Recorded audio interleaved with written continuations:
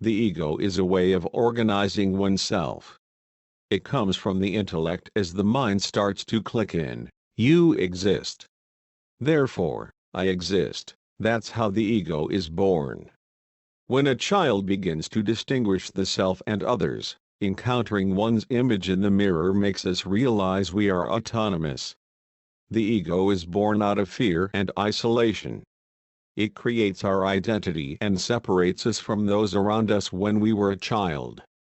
The birth of ego is the process of identifying the self in terms of opposing ourselves to others. Before we recognize our own existence, we begin to see others strongly. We want to conquer others, creating a snowballing effect that feeds passion, aggression, and ignorance. Our ego not only blinds us, but also makes others blind. We want to impose our possibilities over other people. Whatever we see, we want others to see too. We believe our vision of the world is the world.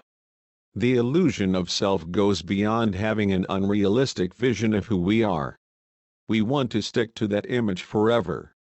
We want to hold to the illusion that our self is permanent, but life is fluid, not rigid. We are continually changing. Our sense of existence is not permanent. We can't carry our personality to the next life. It is believed the ego is as a creation. We must get it out our head and learn to tame our mind. The illusion of being you. You are who you are when nobody's watching.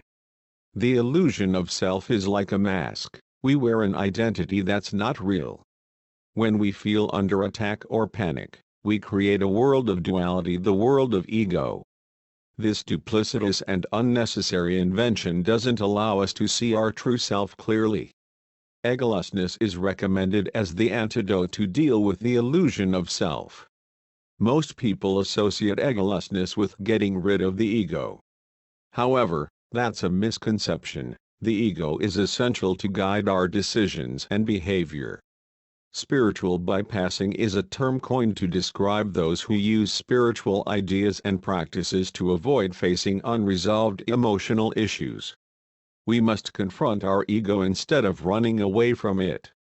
You must get rid of the illusion of who you are, not of the ego. Let go of the constructed ideas of who you are. Most of them were created when you were a kid. You turned something very good or bad about you into your identity. Balancing your ego is accepting all your sides, rather than exaggerating one. Egolessness is a healthy state of mind. The ideas that we've constructed about ourselves are fixed. Most people overreact to criticism because they've built their reputation on one idealized trait. If people dislike it, they feel their whole identity would collapse. Most of us will do whatever to protect our illusion of self. When we experience something unpleasant that might hurt our idealized identity, we fight back. Becoming more mindful is essential. Mindfulness helps us neither to cling to what's pleasant nor to condemn what's unpleasant. We don't buy into the illusion of the ego. We are more than that. You can separate the stimulus from your emotional reaction. You choose how to react, not your ego. Turn your ego into an ally. Yesterday I was clever, so I wanted to change the world. Today I am wise, so I am changing myself. Many elements that define our identity were inherited. We can't do much about them. But we can change how we deal with them, just like with our ego. To stop being at war with reality, we must flex our ego. When we let go of our idealized self, we become free. Conversely, when the ego runs our lives, we suffer.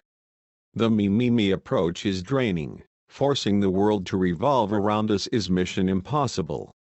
Psychologists recommend empowering the observing eye. Make room for self-reflection and watch yourself from a distance. Confront all aspects of who you are, especially the uncomfortable ones. Make room for yourself. Observe your thoughts rather than buying into them.